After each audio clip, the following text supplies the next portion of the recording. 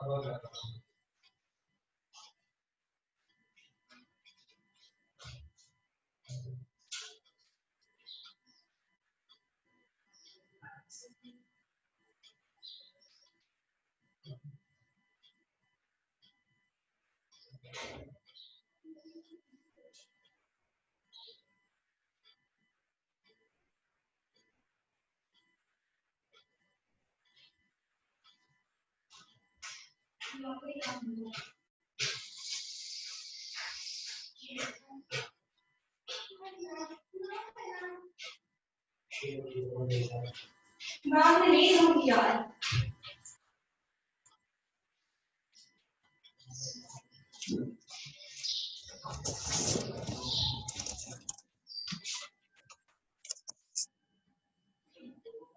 वालेकुम students, please अपने mic जो है ना ऑफ कर दीजिएगा।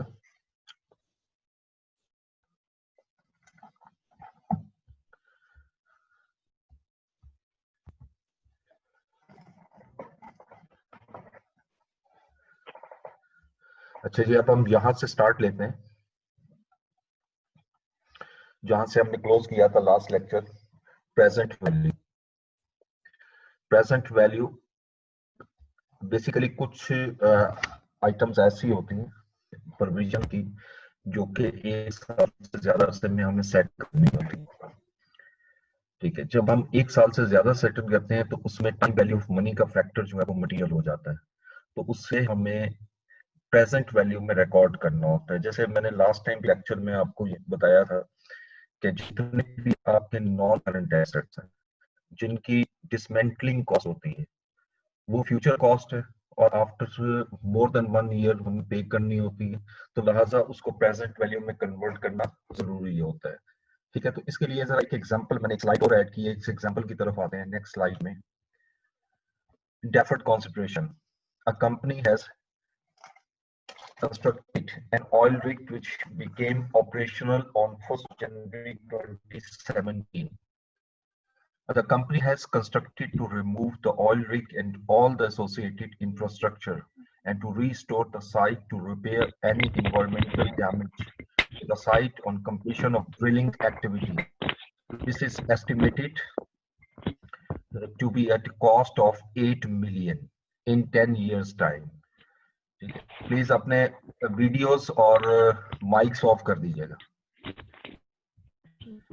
मेमूना जुबैर प्लीज आप ऑफ कीजिएगा, आपका वीडियो ऑन है, इसको ऑफ करिएगा।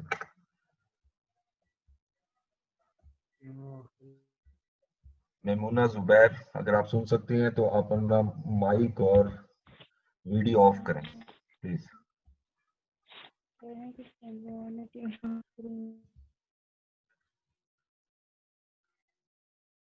जी, तो this is estimated to be at a cost of 8 million in 10 years time. The pre-tax rate that reflect current market assessment of the time value of money and the risk specific to the liability is 10%. अब हम इसको कैसे solve करेंगे? Total cost है 8 million की जो आपने इनकर करनी है आफ्टर 10 इयर्स और 10% मेरा डिस्काउंट रेट है। ठीक है, ओके लेट्स स्टार्ट। मैं आपके साथ शेयर कर रहा हूँ स्लाइड।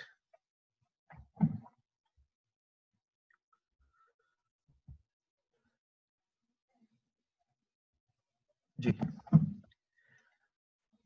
तो अब हम इसको कैसे रिकॉर्ड करेंगे? ऑन 1st जनवरी 2017 आपने एक एसेट खरीदा और उस पे डिसमेंटलिंग कॉस्ट जो है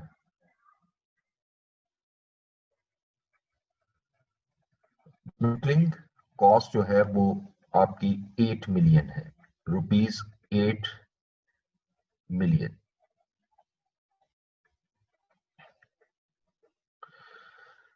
As per IS 37, all the dismantling cost must be recognized at present value, और इसके लिए हमें डिस्काउंट रेट चाहिए। जैसे मैंने अभी आपसे बात की थी कि discount rate must be pre tax,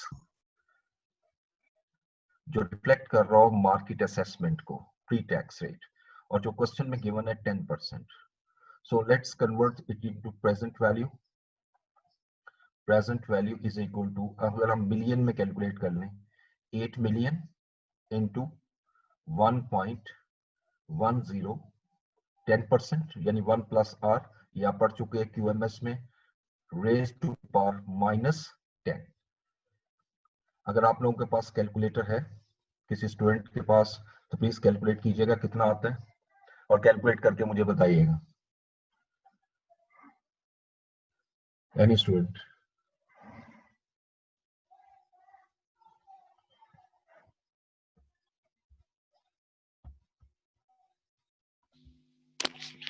sir 3.084।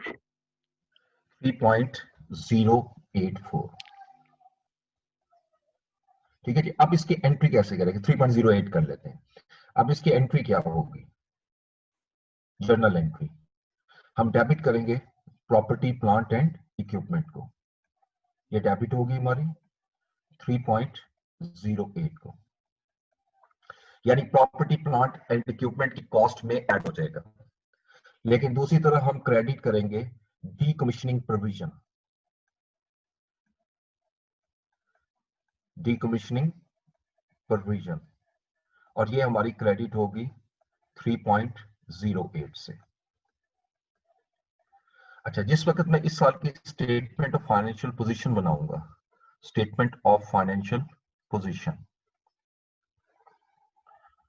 As at 31 December 2017, इसमें सिर्फ मैं प्रोविजन शो कर रहा हूं, तो ये नॉन करंट लाइबिलिटीज में आएगी। ये नॉन करंट में क्यों आएगी? क्योंकि अभी 1 साल मुकम्मल हुआ है, 1 साल के बाद हमने इसको रिकॉग्नाइज करना है, तो ऑब्वियसली ये अमाउंट हमने पे करनी है आफ्टर 9 इयर्स, ठीक है। तो अब साल के एंड पे भी एक एंट्री होगी स्टेटमेंट ऑफ फाइनेंशियल पोजीशन में जाने से पहले, इसको कहते हैं अनवाउंडिंग, अनवाउंडिंग डिस्काउंट्स, यानी जो डिस्काउंटिंग की थी उसको रिवर्सल करना शुरू कर देना आप। जब अनवाउंडिंग करूंगा तो अनवाउंडिंग का सिंपल तरीका क्या है कि मेरी लाइबिलिटी की अमाउंट कितनी आ रही है प्रोविजन की, 3.08, मैं इस पे डिस्काउंटिंग करता हूं, अनबाउंडिंग करता हूं 3.08 इंटू जो डिस्काउंट रेट है 10%, विच इज इक्वल टू 0.31। ठीक है जी। अब बताइएगा, इसकी अब एंट्री भी पास कर लेते हैं। अब इसकी एंट्री क्या होगी? हम डेबिट करेंगे फाइनेंस कॉस्ट को, फाइनेंस कॉस्ट हमारी स्टेटमेंट ऑफ फाइनेंशियल पोजीशन में जाएगी 0.31, और क्रेडिट करेंगे, ये डेबिट हुआ, और क्रेडिट अगेन हम कर देंगे डीकमीशनिंग प्रोविजन,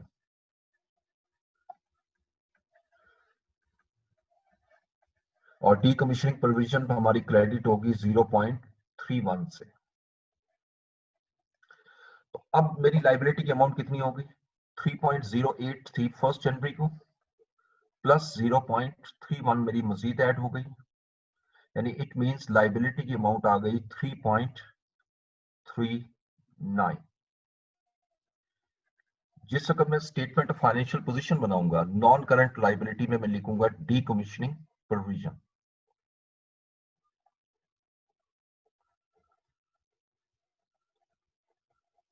और ये अमाउंट आ जाएगी 3.39। अच्छा, अब इसकी डेबिट साइड जो है, ये जो 3.08 जो डेबिट किया था हमने प्रॉपर्टी प्लांट एंड इक्विपमेंट को, ये प्रॉपर्टी प्लांट एंड इक्विपमेंट की कॉस्ट में ऐड भी होगा, और फिर property plant and equipment as पर रूल डेप्रिसिएट भी होगा। अब चूंकि यहाँ पर हमारा स्टैंडर्ड जो है वो 37 है, 16 नहीं है, और उसके अलावा 16 में मुझे दूसरी वैल्यूज मेरे पास नहीं है, इससे मैं उसको डिस्क्लोज नहीं करूंगा। और स्टेटमेंट ऑफ कंप्रीहेंसिव इनकम में 31 दिसंबर 2017 को मैं फाइनेंस कॉस्ट शो करूंगा। फाइनेंस कॉस्ट चूंकि मेरा एक्सपेंस है, और कितनी फाइनेंस कॉस्ट रिकॉग्नाइज की है? 0.31, तो ये एक्सपेंस हम माइनस में शो करेंगे। अब इससे अगले साल 1 साल और कर लेते हैं। अब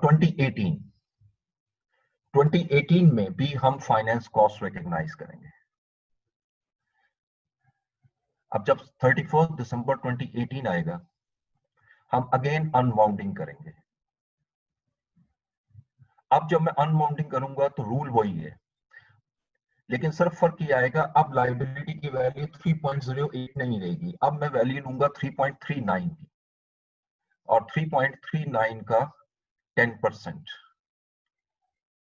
विच इज इक्वल टू 0.34। अब 0.34 से जब अनबाउंडिंग करूंगा तो जनरल एंट्री क्या पास होगी, अगेन सेम वही, फाइनेंस कॉस्ट डेबिट और डीकमीशनिंग प्रोविजन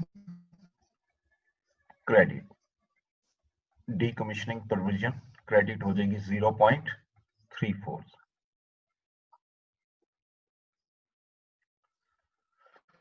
अच्छा, अब इसी तरह अब एक्सट्रैक्ट बनाते हैं स्टेटमेंट ऑफ फाइनेंशियल पोजीशन का 31 दिसंबर 2018। ये अब भी नॉन करंट लाइबिलिटी, क्योंकि अभी भी 8 साल के बाद मैंने डीकमीशनिंग करनी है, यानी डिसमेंटलिंग मैंने 8 साल के बाद करनी है, यानी ये अमाउंट जो मैंने पे करनी है ये 8 साल के बाद है, तो नॉन करंट लाइबिलिटी में अब डीकमीशनिंग प्रोविजन फिर आ जाएगी। और डीकमीशनिंग प्रोविजन अब कितनी आएगी, देखिए पहली अमाउंट थी 3.39 और अब इसमें 0.34 और ऐड हो गया। इस साल की जो अनबाउंडिंग हुई है तो 3.73 की अमाउंट जो है वो मेरी आ जाएगी, तो 3.73 की अमाउंट मैं शो कर दूंगा यहां पर। और स्टेटमेंट ऑफ कंप्रीहेंसिव इनकम में 31 दिसंबर 2018 को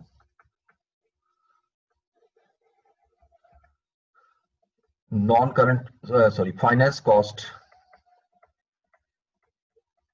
इस साल जो शो होगी वो 0.34, और इसी तरह मूव करता रहेगा कि ऑटोमेटिकली 10 इयर्स के बाद ये 8 मिलियन के इक्वल हो चुकी होगी। ठीक है, ये हमारा कंप्लीट प्रोसेस होता है रिवीजन का, ये जो मैंने आपको शो किया।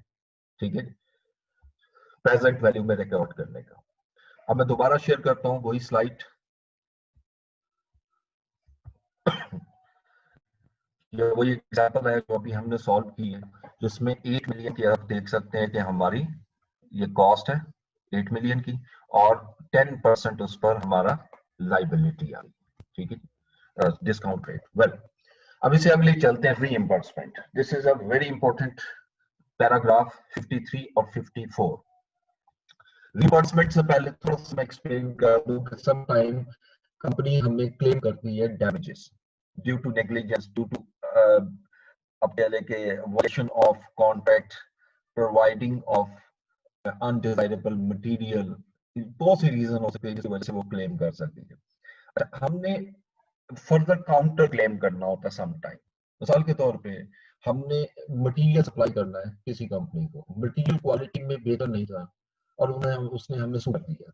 अब हमने जिससे बाय किया है उससे क्लेम करेंगे। ठीक है, उसको कहते हैं रीइंबर्समेंट। तो रीइंबर्समेंट में पहले तो पैराग्राफ देखते हैं, वो लिखता है व्हेन सम और all the expenditure required to settle a provision is expected to be reimbursed by another party. The reimbursement shall be recognized when and only when it is virtually certain the reimbursement will be received. अब यहाँ पर रुकिएगा। देखिए, पहली चीज मैंने पहले भी आपको बताई थी कि जहां स्टैंडर्ड में वर्ड आ जाए when and only when, तो ये आपको फोकस कर रहा होता है कि आप इस पर स्ट्रिक्ट होना है। और कब यानी मैं इसको रिकॉग्नाइज करूंगा, when the reimbursement will be received virtually certain in virtually certain situation, यानी जब virtually certain हो जाए, जब वो कंफर्म हो जाए कि हमें ये अमाउंट मिल जाएगी, तब रिकॉग्नाइज करेंगे, उससे पहले रिकॉग्नाइज नहीं कर सकते। पिछले लेक्चर में हमने पढ़ा था कॉन्टिंजेंट एसेट का रूल। अगर कॉन्टिंजेंट एसेट तब तक रहेगा जब तक प्रोबेबल है, यानी जैसे ही 95% से ज्यादा चांस हो जाएगा तो हम अब एसेट को रिकॉर्ड कर देंगे, वो कॉन्टिंजेंट नहीं रहेगा। ठीक है, so the reimbursement shall be treated as a separate asset. हाँ, ये बहुत जरूरी है कि लाइबिलिटी सेपरेट रहे, एसेट सेपरेट रहे। द अमाउंट रिकॉग्नाइज, लाइबिलिटी बिल्कुल सेपरेट रहनी चाहिए, प्रोविजन आपने क्रिएट की है, और उसके अगेंस्ट जो रिसीवेबल अमाउंट है वो सेपरेट होगी। The amount recognized for the reimbursement shall not exceed the amount of provision। इसमें एक लाइन बड़ी अहम है कि अगर आपने क्लेम आपके खिलाफ हुआ है, यानी मैं ये समझता हूं कि जी मुझे 2 मिलियन की लाइबिलिटी पे करनी है, तो मैं 2 मिलियन से ज्यादा क्लेम रीइंबर्समेंट की अमाउंट रिकॉग्नाइज नहीं कर सकता। In the statement of comprehensive income, the expense relating to provision may be presented net of amount recognized for a reimbursement। हाँ, अलबत्ता comprehensive income में expense की amount net ऑफ कर सकते हैं। अब कैसे net ऑफ करेंगे, तो मैं दोबारा स्लाइड में आता हूं और आपको ये करके दिखाता हूं ये कैसे करेंगे। ये बड़ा इंपॉर्टेंट आपका एरिया है, दिस वन।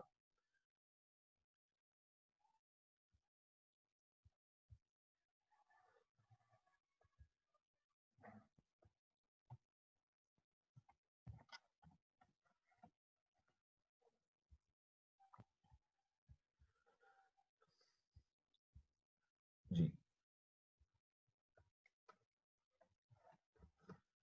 देखिए, हमारे पास हमें 31 दिसंबर 2017 मेरा ईयर एंड है।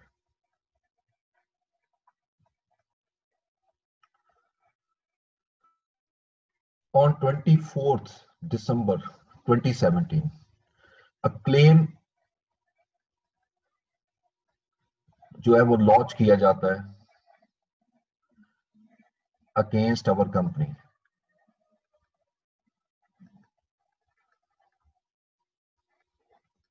टू पे कंपनसेशन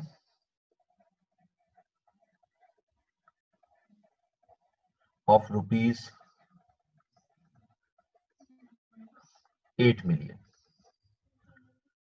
अच्छा, ये क्लेम आ गया। अब 31 दिसंबर आएगा, मुझे अपनी लीगल टीम से राय लेनी है। तो लीगल टीम हमें ये कहती है जो बेस्ट एस्टिमेट है, यानी बेस्ट एस्टिमेट हमें दे सकती है लीगल टीम, और लीगल टीम हमें ये कहती है जी we have to pay the claim, यानी केस हमारे हक में नहीं है, वी हैव टू पे। लेकिन वो ये कहते हैं जी कि हमें 8 मिलियन नहीं 7 मिलियन पे करना पड़ेगा, यानी पास्ट हिस्ट्री हमें ये शो करती है कोर्ट केस की कि वो 7 मिलियन हमें पे करना पड़ेगा। ठीक है। अच्छा, इस 28 दिसंबर को we launch claim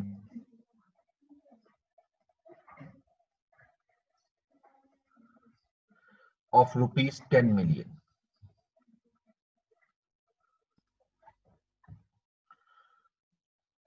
to our supply, यानी ये वो सप्लायर है जिसकी वजह से हमें ये डैमेजेस पे करने पड़ रहे हैं। अच्छा, अब लीगल टीम का ओपिनियन यहां बड़ा जरूरी है। 31 दिसंबर को again best estimate legal team दे सकती है।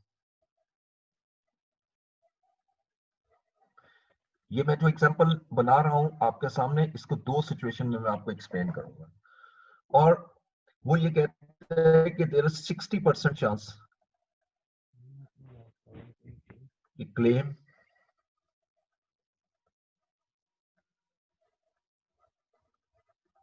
shall be accepted।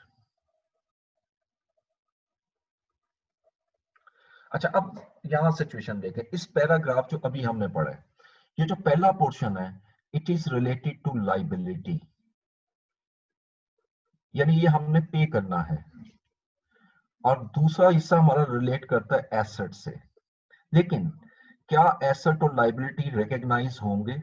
Number one question, should it be recognised?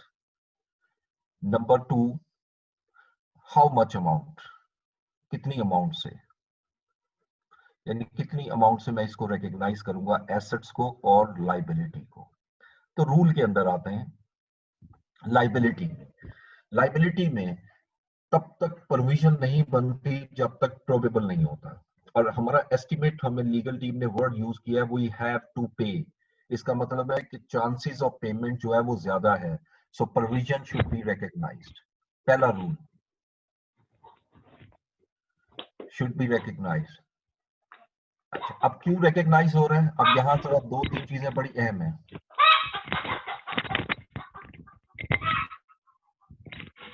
Mic off कीजिएगा, वीडियो ऑफ कीजिएगा प्लीज, अपने माइक्स और वीडियो ऑफ कर दें। मेमूना जुबैर अपना माइक ऑफ करें, ठीक है जी, thank you. Provision should be recognised, why? Number 1, there is a present obligation. Present का मतलब है 31 दिसंबर को ये प्रेजेंट ऑब्लिगेशन थी। Number 2, as a result of a past event, और ये पास्ट इवेंट है, यानी IAS 10 इस पे एप्लीकेबल हो रहा है। 31 दिसंबर को इसका एविडेंस एग्जिस्ट कर रहा था, is as a result of past event, ठीक है। नंबर 3, इट इज प्रोबेबल कि हमें ये लाइबिलिटी पे करनी पड़ेगी। अगर ये तीनों कंडीशन फुलफिल हो रही हैं तो yes, the provision should be recognised. अब प्रोविजन कितनी होनी चाहिए? As per standard, best estimate. Who will provide the best estimate in this example? क्योंकि ये कोर्ट केस है, इसका फैसला कोर्ट करेगी, और उसके लिए बेस्ट एस्टिमेट जो है वो हमारी लीगल टीम कर सकती है, लॉयर्स कर सकते हैं, सॉलिसिटर्स, जो कि 7 मिलियन है। बेशक उसने क्लेम 8 मिलियन की है, क्लेम से हमारा कंसर्न नहीं है, लेकिन हमें कितना पे करना पड़ सकता है ये लीगल टीम हमें बता रही है, 7 मिलियन। तो 7 मिलियन की मैं लाइबिलिटी को क्रिएट कर दूंगा। अब इसकी एंट्री क्या होगी? इसकी जर्नल एंट्री देख लेते हैं जी। तो मैं डेबिट किसे करूंगा? एक्सपेंस को, यानी प्रॉफिट एंड लॉस को डेबिट करूंगा, और क्रेडिट करूंगा प्रोविजन फॉर नेग्लिजेंस। कोई भी मतलब company head of account open कर सकती है, प्रोविजन को हम क्रेडिट कर देंगे, और कितनी अमाउंट से? 7 मिलियन से। ओके, ये पहला हिस्सा आ गया। सेकंड पोर्शन, अब हमने हमने भी क्लेम किया हुआ है 10 मिलियन का 28 दिसंबर को अपने सप्लायर को, ठीक है। अब हमारी लीगल टीम क्या कह रही? अब चूंकि ये रिसीवेबल है, एसेट है, तो एसेट के लिए तब तक रिकॉर्ड नहीं हो सकता जब तक कि ये वर्चुअली सर्टन ना हो जाए, यानी कंफर्म ना हो जाए। इन अदर वर्ड्स, कंफर्म हो गया तो तब हम इसको रिकॉग्नाइज करेंगे। तो यहां पर लीगल टीम कह रही है 60% चांस है। जब ये 60% चांस है तो it means it is probable, so the asset cannot be recognized, it is considered as contingent asset। ये contingent asset होगा, और contingent asset का रूल हम पढ़ चुके हैं स्टैंडर्ड में, not to be recognized, ये बुक्स में रिकॉग्नाइज नहीं होगा। हाँ, अब आ जाए, अगर रिकॉग्नाइज नहीं होगा तो क्या इसका डिस्क्लोजर देना है? हाँ, हमने पढ़ा था अगर ये प्रोबेबल है तो yes, disclosure shall be made. सिर्फ हम डिस्क्लोजर देंगे, इसको शो नहीं करेंगे। ये मैंने पहली सिचुएशन आपके सामने रखी, ठीक है। यानी जहां प्रोविजन क्रिएट की, लेकिन एसेट क्रिएट नहीं हुआ, ठीक है। अब जरा थोड़ा सा मैं इसको चेंज करता हूं, यहां से दिस वन, और मैं कहता हूं जी कि there is a 100% chance the claim will be accepted, ठीक है। यानी इसका मतलब उससे नेगोशिएशन होगी और supplier agrees, in other word supplier agrees to pay the compensation. अच्छा, कितना compensation? Agrees to pay the compensation of ₹8 million.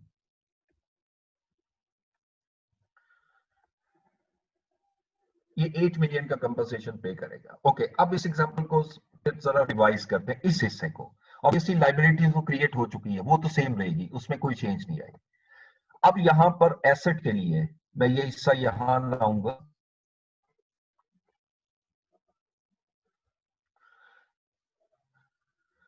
जी देखिए, यहां एसेट कब रिकॉर्ड होगा? जब हमने पढ़ा था it is virtually certain, rule वही है।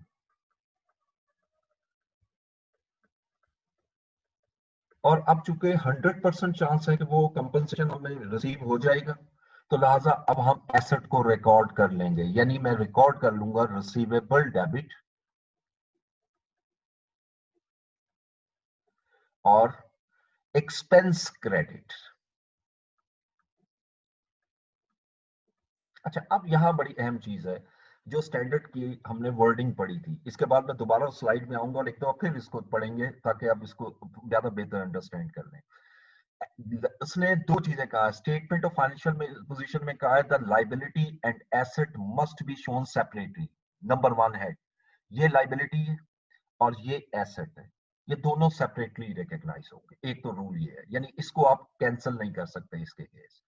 लेकिन स्टेटमेंट ऑफ कॉम्प्रिहेंसिव इनकम में आप नेट अमाउंट शो कर सकते हैं, ये स्टैंडर्ड हमें अलाउ कर रहा है, इसलिए हमने एक्सपेंस को डेबिट किया और अब हम एक्सपेंस को ही क्रेडिट करेंगे। लेकिन तीसरी चीज एक और पढ़ी थी हमने, द अमाउंट ऑफ कंपनसेशन यानी amount of reimbursement shall not exceed the amount of provision.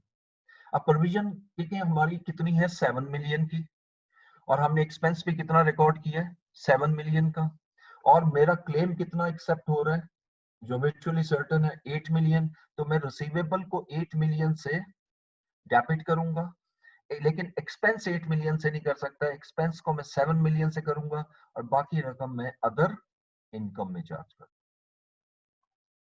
यानी अमाउंट जो है वो इससे एक्सीड नहीं करेगी। हाँ, अगर क्लेम कम होता तो इट्स ओके। सपोज अगर मैं क्लेम 6 कर दूं, 8 की बजाय 6 कर दूं, तो फिर तो ये एंट्री 6 की बनेगी ना, यानी 6 डेबिट करूंगा और 6 क्रेडिट, तो फिर तो अदर इनकम की जरूरत ही नहीं पड़ेगी, क्योंकि तो amount of reimbursement shall not exceed the amount of provision, यानी जो प्रोविजन के अमाउंट से एक्सीड नहीं करनी चाहिए। तो अगर मैं यहाँ 8 कर दूंगा तो ये वायलेशन हो जाएगी स्टैंडर्ड के इस पैराग्राफ की। तो ये जो एग्जांपल मैंने आपके सामने सोल्व की, ये इस पैराग्राफ से रिलेट करती है। मैं दोबारा अब उससे शेयर कर रहा हूँ उसी स्लाइड को, अब एक दफा फिर आप इसको गौर से पढ़िएगा इस स्लाइड को जी। When some or all the expenditure required to settle a provision is expected to be reimbursed by another party, the reimbursement shall be only recognized when it is virtually certain। मैंने अभी example में आपको करके दिखाया कि अगर ये probable था तो मैंने एसेट रिकॉर्ड नहीं करना, लेकिन अगर वो virtually certain है तो yes be recognized that the reimbursement will be received if the entity settle the obligation। ये पहला रूल आ गया कि ये virtually certain होना चाहिए। Second, reimbursement shall be treated as separate asset, यानी वहां प्रोविजन सेपरेट है, लाइबिलिटी सेपरेट है और एसेट सेपरेट होगा।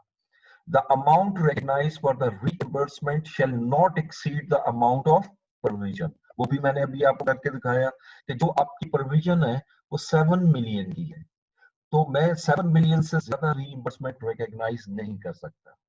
So in the statement of comprehensive income, the expense relating to provision, वो जो 7 मिलियन मैंने डेबिट किया था, may be presented net of amount recognized for a reimbursement। वो नेट अमाउंट के तौर पर आप उसको शो कर सकते हैं, यानी जब मैं रिसीवेबल रिकॉर्ड करूंगा तो उसके अगेंस्ट नेट ऑफ हो जाएगा। ठीक है जी। अब इसके बाद अगला पैराग्राफ आते हैं। Next, changes in provision. देखिए सम टाइम ऐसा होता है कि आपने प्रोविजन क्रिएट, लिटिगेशन 1 साल से ज्यादा ऐसा ले जाता है, तो लिहाजा या अगर कोई रेगुलर नेचर की प्रोविजन है जैसे वारंटी क्लेम है, तो आपने हर साल उसको रिव्यू करना होता है और उसमें कोई चेंजेस आ रही है तो उसको बकायदा रिकॉग्नाइज करना होता है। जैसे provision shall be reviewed at end of the each reporting period, हर साल के एंड पे आप इसको रिव्यू करेंगे and adjusted to reflect the current best estimate, और जो आपका बेस्ट एस्टिमेट है उसके मुताबिक उसको एडजस्ट करेंगे।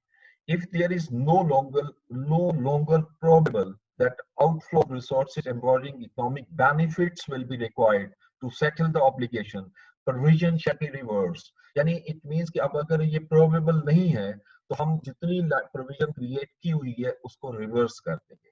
अगेन मैं इस पैराग्राफ को एक्सप्लेन करने के लिए दोबारा शेयर करूंगा आपको पेंट और वहां से आपको दोबारा एक्सप्लेन करता हूँ एक और एग्जांपल से।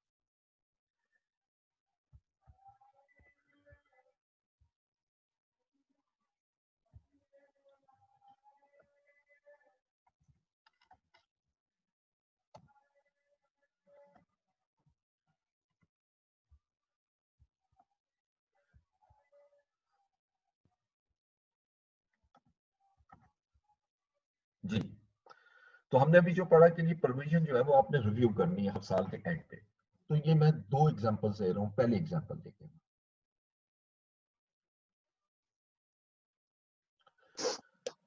31 दिसंबर 2017 मेरी रिपोर्टिंग डेट है।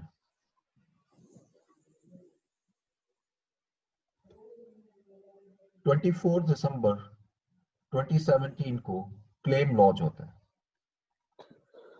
Claim against company. अपने माइक ऑफ कीजिएगा प्लीज। और 5 मिलियन का क्लेम आता है। अच्छा, अब 31 दिसंबर 2017 मेरा ईयर एंड है, रिपोर्टिंग डेट है, और मैं लीगल टीम मुझे ये बताती है जी कि इट इज प्रोबेबल कि मुझे ये पे करना पड़ेगा। तो सिचुएशन ये है कि हमें प्रोबेबल करना पड़ेगा। सो मैंने लाइबिलिटी क्रिएट कर दी और मैंने एंट्री क्या पास की, जो अभी पड़ी है, एक्सपेंस डेबिट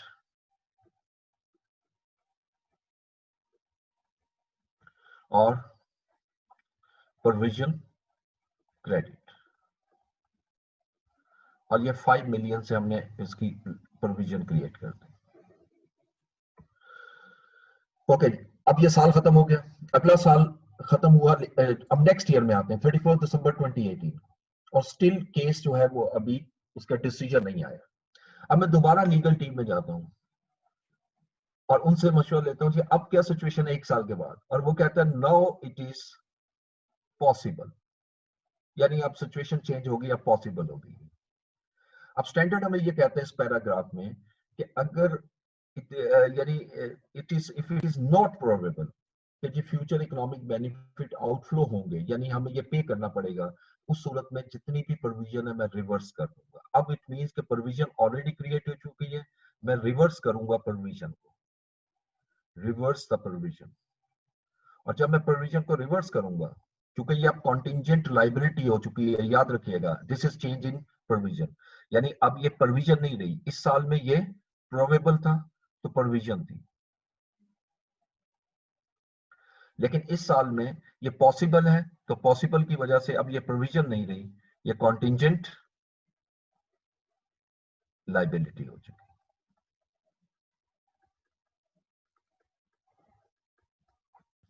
अब जब मैं रिवर्स करूंगा प्रोविजन को, तो ऑब्वियसली जो एंट्री पहले पास की थी उसको रिवर्स कर देंगे। अब मैं प्रोविजन को डेबिट कर दूंगा,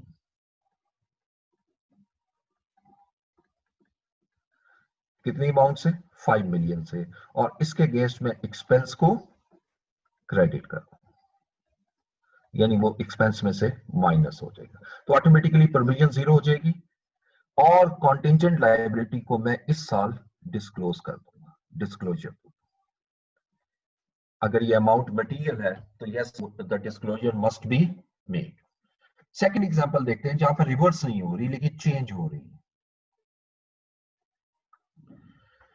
देखिए, कंपनी 31 दिसंबर 2017 को से पहले अनाउंस करती है वारंटी,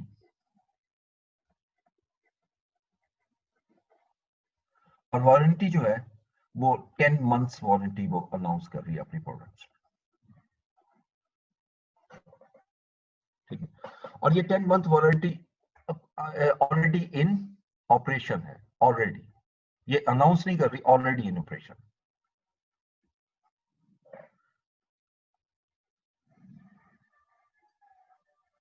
सो हम ये कह सकते हैं कि ये, अगर मैं अज्यूम करूं कि 1 जनवरी 2017 को हमने ये प्रोविजन लॉन्च की थी। ओके, अब साल खत्म हुआ, साल के एंड पर जाकर मुझे बेस्ट एस्टिमेट चाहिए। पहले तो प्रोविजन देके क्रिएट होनी चाहिए कि नहीं, उसके लिए 3 कंडीशन बताई थी। नंबर 1, क्या ये मेरी प्रेजेंट ऑब्लिगेशन है? यस, जो गुड्स मैं सेल कर चुका हूं उसका वारंटी क्लेम आ सकता है मुझे, ठीक है। कितना आएगा, कब आएगा, नॉट येट क्लियर, लेकिन ऑब्वियसली वारंटी क्लेम आ सकता है, तो लिहाजा इट इज प्रोबेबल, यानी ये प्रेजेंट ऑब्लिगेशन। और ये present obligation can be from legal और कंस्ट्रक्टिव, यानी ये कंस्ट्रक्टिव ऑब्लिगेशन भी हो सकती है, लीगल। और ये जो वारंटी की एग्जांपल मैं ले रहा हूं, ये हमारी कंस्ट्रक्टिव ऑब्लिगेशन, ये कोई लीगल ऑब्लिगेशन नहीं। Constructive obligation.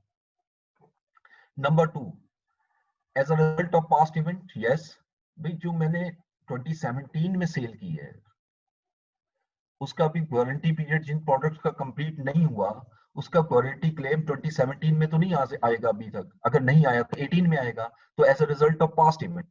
और अब तीसरे नंबर पे देखना ये है कि ये प्रोबेबल है, यस इट इज प्रोबेबल। जब ये तीनों कंडीशन फुलफिल हो रहा है तो स्टैंडर्ड के मुताबिक we have to create a provision. ये तीन चीजें मैं बार बार लिख रहा हूं, इसको अच्छी तरह अपने ज़हन में रखनी। It is a provision. तो जब प्रोविजन क्रिएट करेंगे तो मुझे बेस्ट एस्टिमेट चाहिए। अब बेस्ट एस्टिमेट में ये कहता हूं जी कि 3% जो है ऑफ 2017 सेल्स जो कि हमारी 50 मिलियन है उसका 3% प्रोविजन होगी। तो अगर मैं इसका 3% कैलकुलेट करूं तो 50 इंटू 3% विच इज 1.5 मिलियन। तो मैं 1.5 मिलियन की प्रोविजन क्रिएट करूंगा तो मेरी एंट्री क्या होगी, मैं एक्सपेंस को डेबिट कर देता हूं और प्रोविजन को क्रेडिट कर देता हूं। और ये कौन सी प्रोविजन है, वारंटी प्रोविजन, और ये अमाउंट है 1.5 मिलियन। ये एक साल खत्म हुआ। अच्छा, अब चूंकि मैंने चेंज इन प्रोविजन आपको एक्सप्लेन करना है तो मैं अज्यूम करता हूं अगला 2018 ईयर जो है, इस 2018 ईयर में कोई क्लेम नहीं आता, नो वारंटी क्लेम।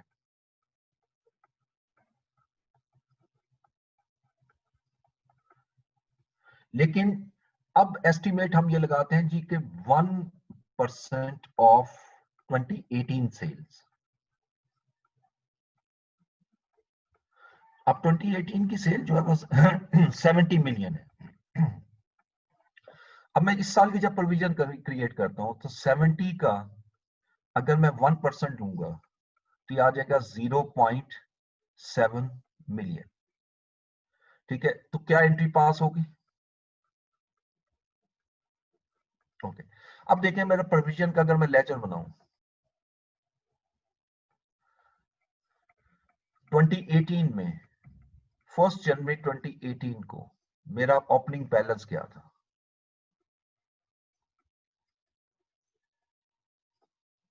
1.5 मिलियन।